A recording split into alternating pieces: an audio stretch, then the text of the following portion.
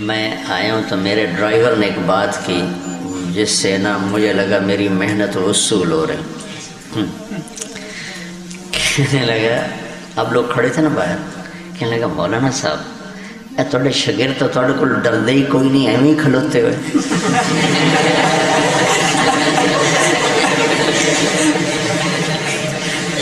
میں نے کہا میری محنت وصول ہو گئی. ایک انپڑھ آدمی کا تبصرہ بہت جاندار ہوتا ہے. تو اس نے کہا جی مولانا صاحب دیکھو تھوڑے کو ڈردے ہی کوئی نہیں, ایویں کھلوتے ہوئے. میں کہا میں اندر ڈر کڈن واسطے بڑے سال لائے.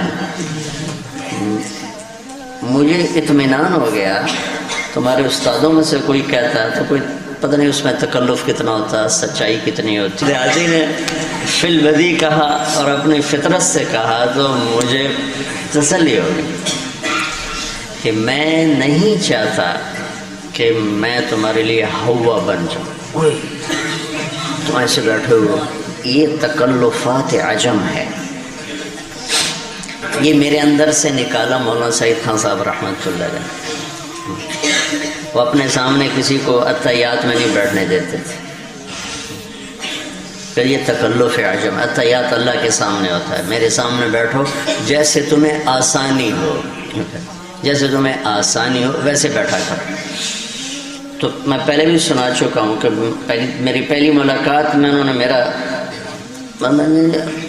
بالکل میں جھنجھنا گیا, یہ کیا, میں سامنے آ کے بیٹھا ہوں تو اٹھوں پتہ نہیں کیوں میرے پاؤں پر بیٹھا, ساتھ بٹھا لیا.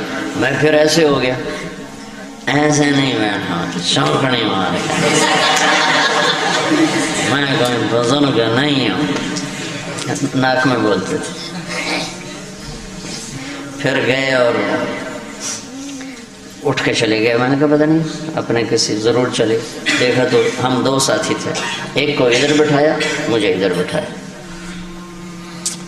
سیب چھیلنا شروع کر دیا. آپ یقین مانو میں سمجھا اپنے لیے چھیل رہے خود کھائیں, کیونکہ ہمیں تو کسی بزرگ نے کبھی نمک نہیں پوچھا تھا. بھائی نمک سیب کون پوچھتا جی, نمک پاکستان کی سب سے مفت سوغات.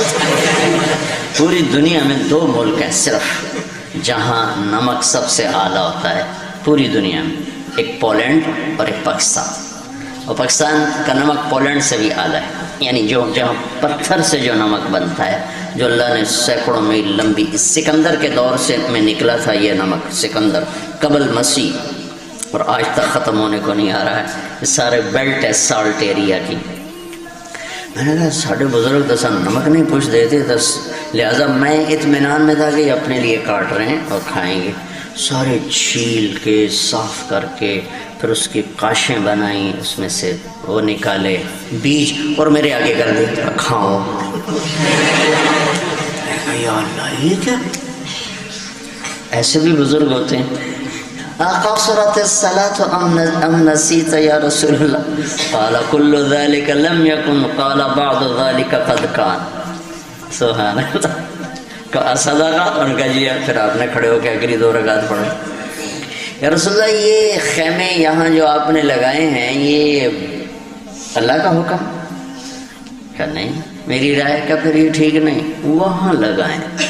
جبریل آ گئے, یا رسول اللہ جو حباب کہہ رہا ہے ویسے کیا جائے.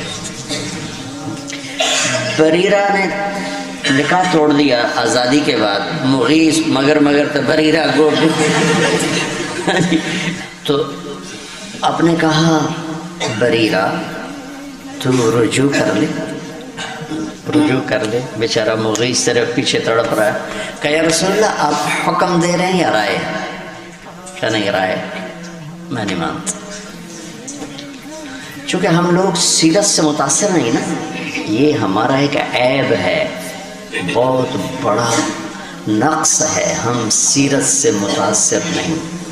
جو نظر آتا ہے نا وہ بہت طاقتور ہوتا ہے, وہ اثر چھوڑتا ہے. جو پڑا ہوتا ہے وہ اتنا اثر نہیں چھوڑتا جتنا جو دکھائی دیتا ہے وہ اثر چھوڑتا ہے. اسمعوا و اطیعوا, عمر کہہ رہے ہیں, عمر اور ایک کھڑا ہو کے کہہ رہا لا نسمع ولا نطیع. پہلے بتاؤ یہ کرتا کہاں سے لیا ہے؟ تو عرب کی سادگی، عرب کی فطرت وہ اللہ نے جدا بنائی ہے. تو دین اس فطرت پہ آیا ہے. من ضیق الدنیا الی سعتها میں کا مطلب ہے جو ربیع ابن عامر نے 3 باتیں کہی تھیں. لنخرج العباد من عبادت العباد الى عبادت رب العباد من جور الادیان الى عدل الاسلام ومن ضیق الدنیا الى سعتها من تکلفات الدنیا الى بساطتها. تکلف عجم سے نکال کر بساطت عرب پر لانا. کسرا کے دربار میں جانے کے لیے ایک شرط یہ تھی، ایک اور کئی تھی باقی مجھے یاد نہیں، کہ سر کی ٹوپی 1,00,000 درہم کی ہونی چاہیے. 1,00,000 درہم، پھر آپ اس میں داخل ہو سکتے. تو چونکہ ہم عجم ہیں تو ہم ان تکلفات سے نکل نہیں. تمہارے مولوی زبیر صاحب کہنے لگے تو مولانا سعید خان صاحب کیسے نکل گئے؟ میں نے کہا وہ یہاں رہے ہی نہیں. جب وہ پڑھ کے فارغ ہوئے، تبلیغ میں ساتھ چلے ہوتے تھے لگے، تو تقسیم پاکستان ہند ہوا تو اس کے ساتھ ہی مولانا یوسف صاحب رحمۃ اللہ علیہ نے ان کی تشکیل کی حجاز مقدس. تو انہوں نے اجازت مانگی کہ میں وہیں رہ جاؤں، تو مولانا نے اجازت دے دی. تو اس وقت یا وہاں تیل کی بھی ریل پیل نہیں تھی، تو نہ وہاں کوئی عجم تھا. جو عجم گئے تھے تو صرف اپنی آخرت بنانے کے وہاں بیٹھے ہوئے تھے، وہ گئے تھے. ایک ڈیرہ غازی خان کا نوجوان ملا تو کہنے لگا جی ہم آئے تھے یہاں شاہ عبدالعزیز کے دور میں. میں نے کہا پھر تمہارے پاس تو وہ ہوگا پاسپورٹ سعودی کا؟ نہیں جی اقامہ ہے. میں نے کہا کیوں؟ کہا جی وہ میرے باپ نے کہا تھا، میں دنیا بنانے نے وہاں حکومت نے کہا کہ پاسپورٹ لے لو، تو میرے ابا نے کہا میں مہاجر بن کے مرنا چاہتا ہوں، مقیم بن کے نہیں مرنا چاہتا، مجھے پاسپورٹ نہیں چاہیے. تو اس وقت جو لوگ گئے تھے وہ اس ذہن کے لوگ تھے کہ ہم مدینے میں مریں. کسی نے سوچا میں مکے میں مروں، اس لیے ان کی ہجرت تھی. تو عرب اب تو مکہ، مدینہ اور جدہ، اس میں 10% عرب ہیں، 10%. باقی جتنے ہیں چاہے وہ رومال سر پہ غترے باندھے ہوئے ہیں نا، یہ سب غیر عرب ہیں جو وہاں آئے ہوئے ہیں. 10% سے زیادہ. ہاں ادھر عرب ہیں، ریاض کی طرف ادھر عرب زیادہ ہیں، لیکن ادھر سارا عجمی ماحول بن چکا ہے. اور پھر خالص عرب ماحول میں پہنچ گئے تو اللہ نے ان کے اندر سے وہ چیز نکال دی. استفادے کے لیے احترام، محبت ہے، نہ کہ تکلفات.